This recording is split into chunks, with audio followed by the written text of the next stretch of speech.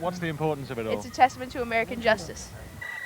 As to what it says about American democracy and the insulation of the judges from the politicians, that's another matter.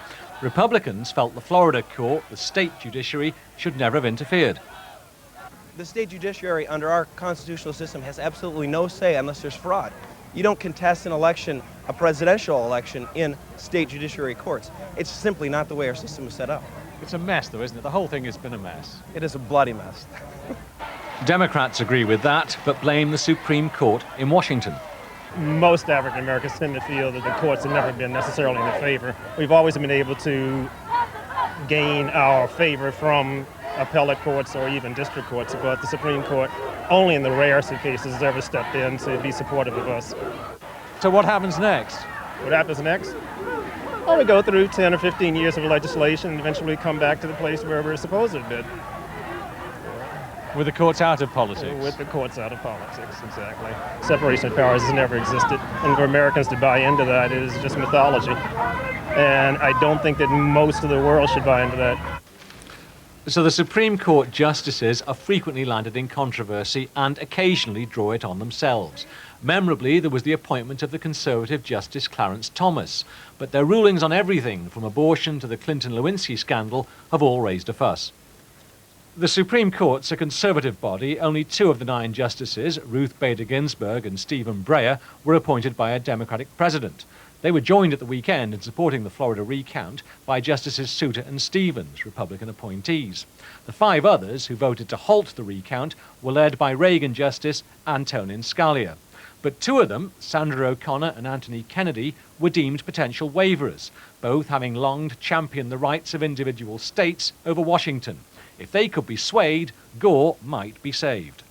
When it came to it, Sandra Day O'Connor suggested the Florida court had failed to take the hint last week when she and her colleagues suspended Florida's first judgment allowing recounts.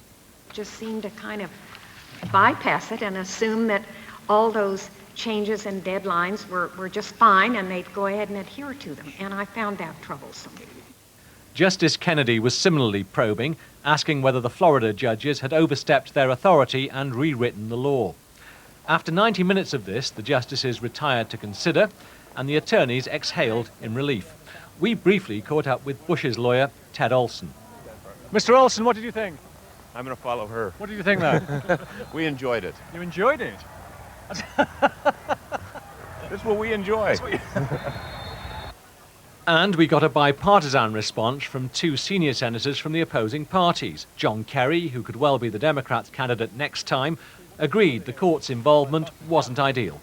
I think everybody's obviously very worried about that, but the tenor of the questions was really wrestling with the law.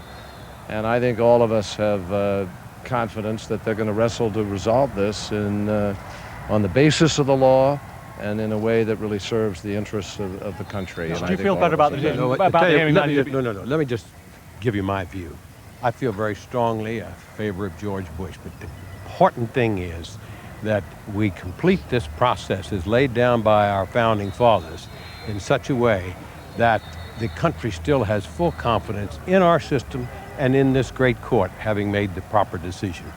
That is needed to bind the country together no matter who is president thereafter. That's ideal. Do you think that'll happen, though? Do you think that's going to be carried? Well, we're hoping. I mean, every one of us is in an impossible position in trying to decide what the court is going to do. This is in the hands of the justices. Jim Nicholson, the Republican Party chairman, warned that the court's ruling, if it went against Bush, may not be the end of the affair. So I think it's a reason for all Americans to be concerned. We have a tradition in this country of having elections and counting the votes and then having a peaceful transfer of power. And yet, your party, this is the first time in history that has not occurred. Certainly we accept the decision of the Supreme Court, but what other options that Governor Bush has are decisions that he'll examine and then decide. The Florida legislature, you mean, taking part in the whole thing? Possibly that, sure. Okay, thank you. So America, from the judicial heights and right across the land, remains divided. Whoever becomes president will have one priority: bridging this divide. Well, Peter, so much for the Supreme Court, but what about the presidency itself tonight? Well, the thing is, this irreparable damage casting a cloud over the presidency is at the forefront of the Supreme Court's thinking, but it seems that Florida's sunshine courts mean that one way or another these ballots will be counted anyway. They won't just disappear. Florida's sunshine laws means the ballots are kept, and then even after the inauguration, say Bush becomes president, there's no recount. After Bush's inauguration, teams can go in and audit this whole thing, so you can have Price Waterhouse deciding, well, Bush shouldn't really be president because Gore really won Florida. So much for irreparable harm then. Kirsty. Peter, thank you very much indeed. Well, we're joined now from Tallahassee by John Bolton from the Bush campaign and Doug Hattaway from the Gore camp. Doug Hattaway, coming to you first. Al Gore's lawyer, David Bois, seemed to say that Al Gore would concede if the Supreme Court went against him. Is that your understanding? I didn't hear him say that. He was asked whether the Supreme Court said there was not going to be a recount. He simply stated fact that if the Supreme Court says there isn't going to be a recount, there is not going to be a recount. I think both sides are simply waiting to hear what the justices have to say. We're optimistic that we made a good case that indeed the Florida Supreme Court did its traditional duty under the law and interpreted Florida's elections law as courts do across this country every day, and that counting people's votes by hand is not unconstitutional, as the other side would maintain, but that it's... If the Supreme Court tonight or tomorrow morning says that is over now, will Al Gore concede finally? We will wait to hear what the justices have to say before deciding on any next steps, so I can't answer that directly for you. I think both sides in this whole matter have learned that the wisest course of action is to wait to hear what the judges have to say before, rather than making predictions. And I think wisely tonight we'll both wait to hear what they have to say. Well, John Bolton, outsiders are now looking at the American presidency and saying the American presidency is being decided by political appointees. Don't you have concerns about that? Well, of course it's being decided by political appointees. That's how people get on the Supreme Court. But once they're on the court, they have life tenure, and some of the biggest surprises presidents have been justices who have gone on the court and not followed the judicial philosophy that they hoped for. I really don't think there's any question of partisanship in the Supreme Court's decision, whatever it turns out to be. There may well be a substantial difference in judicial philosophy, and that, after all, is why winning the presidency is so important, because the next president will have the opportunity to name one and possibly more justices of the court. Well, we'll go on and talk about the wisdom of that system in a moment. But just sticking with you, Peter Marshall was talking there. If the Supreme Court fined against Al Gore and indeed George Bush goes on to be president, people will audit these votes. If these recounts are found to be right and it's in Gore's favor, doesn't that damage a Bush presidency? I don't think so at all. I should tell you, in my 2 weeks in Palm Beach, I have personally looked at between 8,000 and 9,000 ballot cards. And I can tell you that trying to find voter intent in these indistinguishable marks and dents and dings on ballots is an exercise in attempting to psychoanalyze pieces of paper. So if somebody after the election finally has decided wants to look at them, depending on what standard they choose to employ, they could come up with all kinds of different results. The real test is whether either through the Supreme Court's decision or further action here, we can bring this to a conclusion and a final conclusion as soon as possible. Well, Doug Hattaway, I mean, there has been quite a lot of sniping about partisan nature of the Supreme Court favouring the Republicans and indeed the Florida court favouring the Democrats. In the end, it is a partisan affair which is simply Russian roulette, isn't it? It's who's around at the time. It's whether it's a proponent of the Democrats or indeed the Republicans. I mean, from the outside world now, this is looking increasingly tainted. I think we have confidence in our courts and our judicial system here. I know partisans on both sides get a bit hot under the collar when the courts don't decide their way.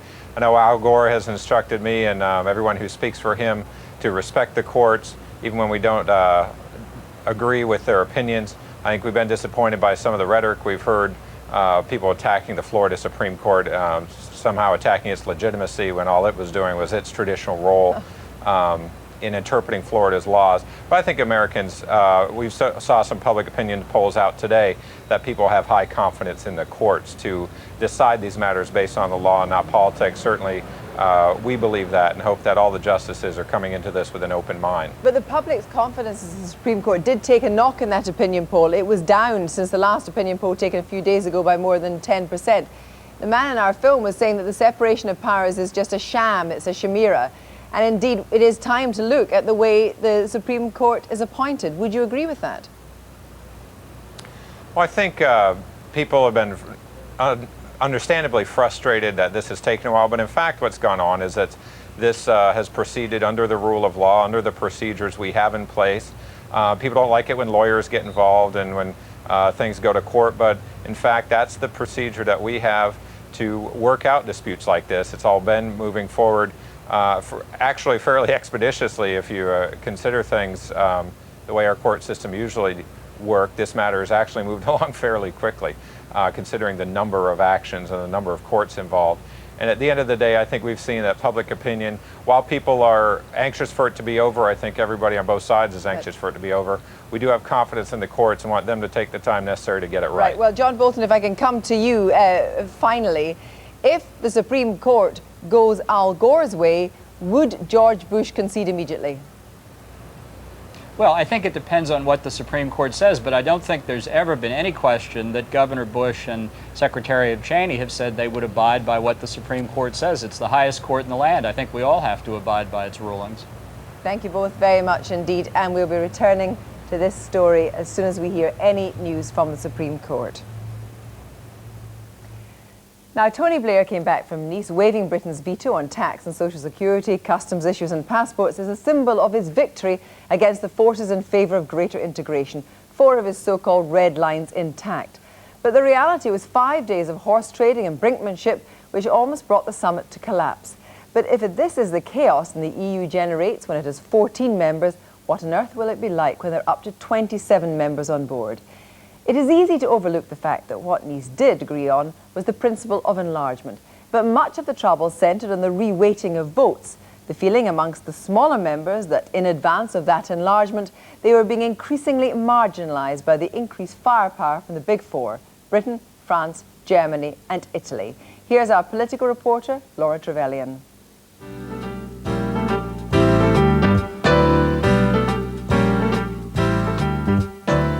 Special offer to EU leaders in Nice this weekend, a complete makeover of the way the EU makes decisions, the perfect foundation for enlargement.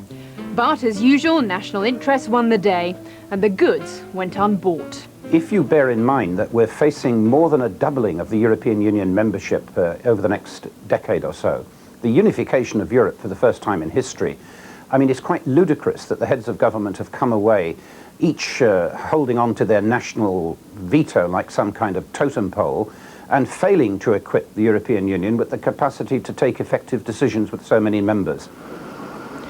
As the summit on the French Riviera broke up in the early hours of this morning and the sleep-deprived leaders departed, there was no disguising the disappointment of the European Commission President Romano Prodi. Nice was his chance to prepare the EU for the influx of 12 new member states, but it didn't quite work out. Quindi non vi nascondo un punto di rammarico. I cannot hide the fact that I'm slightly embittered we weren't able to achieve more, he told reporters. All sides are trying to put the best possible gloss on the outcome, but the Treaty of Nice isn't the radical beast it was billed as. Do you find the Council of Europe's decision-making procedures too complicated? Why not take advantage of this historic opportunity to simplify things and reweight the votes each country has, so countries large and small enjoy parity? But it hasn't quite worked out like that. Post-unification Germany has the biggest population in Europe, but the Germans have ended up with the same amount of votes as the British and the French, all because the French didn't want the Germans to have more votes than them. And the Belgians feel they've been dealt with in a very high-handed manner by the French. The Belgian ambassador told me how the French attempts at nationalism were thwarted as the communautaire Belgians refused to accept the Gallic proposals on decision-making. Your viewers probably noticed that occasionally there was a mention of the Belgian Prime Minister being a bit stroppy. If that was the case, and I think it was the case that he took a very strong position, he kept his eye on Europe, on the European Union. Not saying He didn't have a Belgian national interest, but he looked for the global perspective of Europe. If enlargement is your aim, then speeding up decision-making should be your game. It's so easy to play, as long as you're prepared to cash in your national veto. But not all the countries did. Britain's come back boasting that the 6 areas where we didn't want to lose our veto remain intact. Germany too kept its veto on asylum and immigration. But the British veto has gone in 29 areas, including industrial policy, the environment, and the appointment of the Commission President. In the Commons this afternoon, the Prime Minister was boasting about what he'd achieved at Nice. It is possible, in our judgment, to fight Britain's corner, get the best out of Europe for Britain, and exercise real authority and influence in Europe. That is as it should be. Britain is a world power. To stand aside from the key alliance, the European Union, right on our doorstep, is not advancing British interests, it is betraying British interests. While William Hague went further than oppositions conventionally do in his condemnation of the treaty.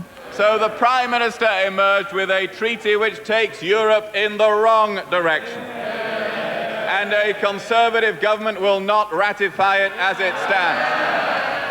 While Mr Blair arrived back at Downing Street today showing all the signs of a late-night negotiation, critics said Nice was about national interests, not the future of Europe. Everybody's veto creates problems for everybody else. And the trouble is, I think, that the veto has become a kind of, as I say, a totem symbol, a kind of virility symbol with which national politicians wave around in order to impress their voters. Despite all the compromises, the Nice Treaty does set a date of sorts for enlargement. By 2002, the next wave of countries could be admitted to the European club, and the Hungarian ambassador told me his country hopes to be leading the way. For us, it's better to be inside and to take part in the decision-making process, even if to a relatively small extent, than to be completely outside and not to have a say in the decision-making process. So you're willing to overlook the shortcomings and the horse trading that was on display at Nice? Well, yes, in order to get certain benefits and to get certain rights, you have to give up, in other areas. I mean, this is the essence of the whole game. And we can be certain that game will continue at the 2004 summit, when EU leaders will be back for a repeat performance. Laura Trevelyan. Well, I'm joined now by 3 people with a very different perspective on Nice and what it means for the future of Europe.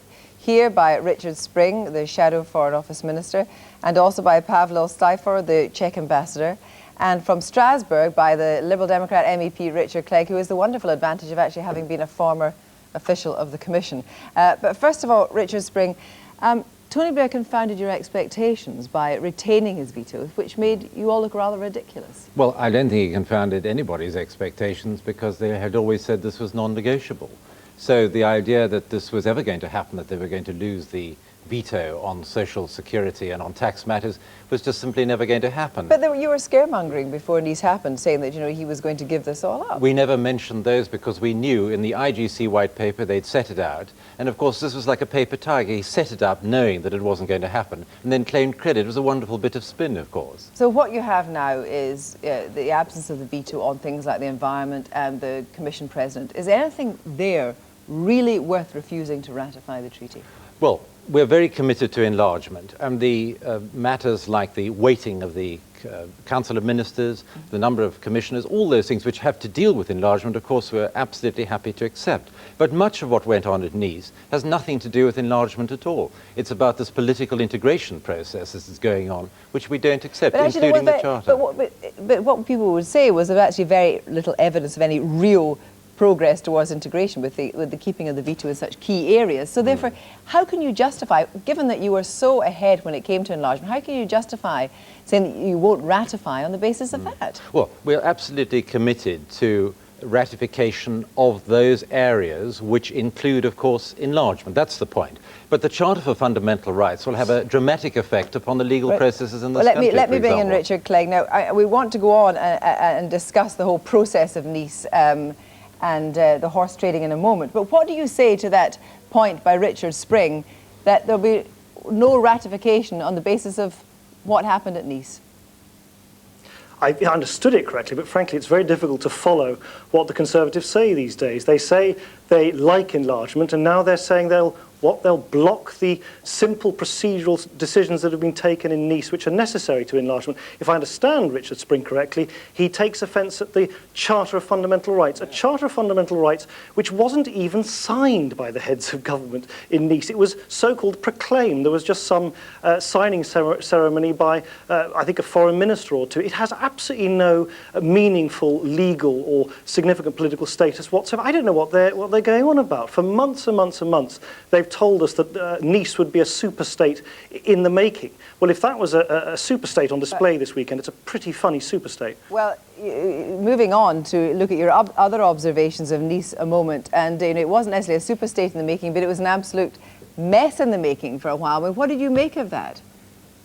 Well, in my own view, it was like sort of backsheesh politics. It was people bargaining for a few extra votes in the council here, a few extra seats in the parliament there. Hardly the kind of edifying stuff that you expect our heads of government to get up to day and night for 4 days. And I think that represents a wider problem, that it was all about procedure and mechanisms. And that's, of course, where the Conservatives have got it wrong. It's actually not a very significant IGC in the broad scheme of things. It's not launching a single currency or a single market such as the one launched by Margaret Thatcher in the mid-80s. It's a much more modest procedural affair. And I think it's time we now get back to the drawing board and ask ourselves, what is Europe for? What should it do and what should it not do? And not get overexcited about non-binding charters and how many weights which country has got in which council. Let me bring in Pavel Seifter now, the Czech ambassador, because you want to be part of this, from the outside, kind of slightly bizarre club, which takes 5 days to come to what seems to be a very simple decision about who gets what, how many votes, and the principle of enlargement.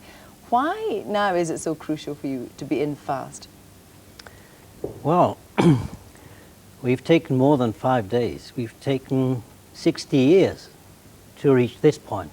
Don't forget from where I come.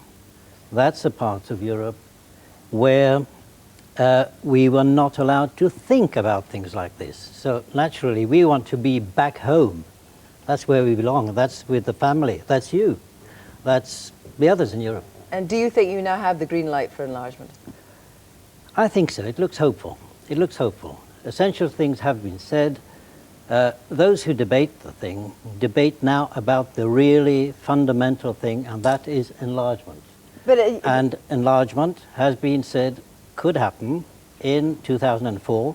Seems very hopeful. And if we are there at the moment of elections to the European Parliament and at the moment of a possibly next conference on the future, but Richard that's Spring, the you would be keeping the Czech Republic out. No, we certainly wouldn't. But you would be, because you would be ratifying. No. If we won the election, we certainly, and the thing had not been ratified, we would certainly wish almost immediately to get into a negotiation, but we would set aside that part of what was agreed at Nice. What if that's not possible? Well, of course, we are committed to the enlargement process. I cannot believe our European partners would deny that to happen. But what we insist upon is that this ratchet effect, this conveyor belt to political integration, which has nothing to do with enlargement, which happened at Nice, we don't want that to happen. Well, I want to bring you in a moment, Nicholas Clegg, but let me just put that straight back to Pavel, that what Richard Spring is saying is that the Conservatives wouldn't ratify, so your timetable would be, no matter what you say, knocked back. How do you feel about that?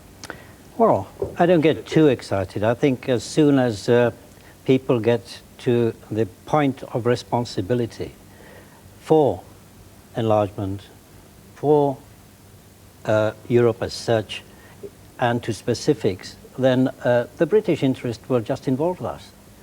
We will be part of the British interest, I'm quite sure. Nicholas Clegg, you were anxious to get in there on the whole point of integration. No, I just simply asked the question to the Conservatives. They say they'll reject the bits that are the ratchet effect towards the superstate, but they don't tell us anything other than some vague reference to a non-binding document called the Charter of Fundamental Rights, which really has very little value indeed. I mean, where I sit here in Strasbourg in the European Parliament, my colleagues from other countries have been telling me this afternoon, it doesn't go far enough, it's not political enough, it's too incremental, too procedural. Well, that's surely exactly what we want for enlargement. I think it is clearly not met all expectations, but the idea that it represents some ratchet effect to some mysterious superstate, which no one can identify. Let's just answer Nicholas says, where is evidence of this great ratchet effect, given the kind of array of very minor, it seems to me, things that were conceded? Okay, let's take the embryo European army. Yep. There's no question about that. And there's clear evidence, if you look at the annexes to this particular agreement, of the dominant role of the EU, which will isolate us from NATO, and we believe that is absolutely wrong. But that was denied, because there wouldn't be a separate planning machine, as it were. It would come under the aegis of NATO. That was denied. I'm afraid it is not true. If you look at the actual annexes, there is a separation here, and President Chirac today has confirmed that. But just on this point about the Charter, this will have an effect on our law, because we will have judge-driven law in this country in a way which, of course, we've never had in the past. Well, we'll be debating this further, perhaps over 5 days. Thank you very much indeed.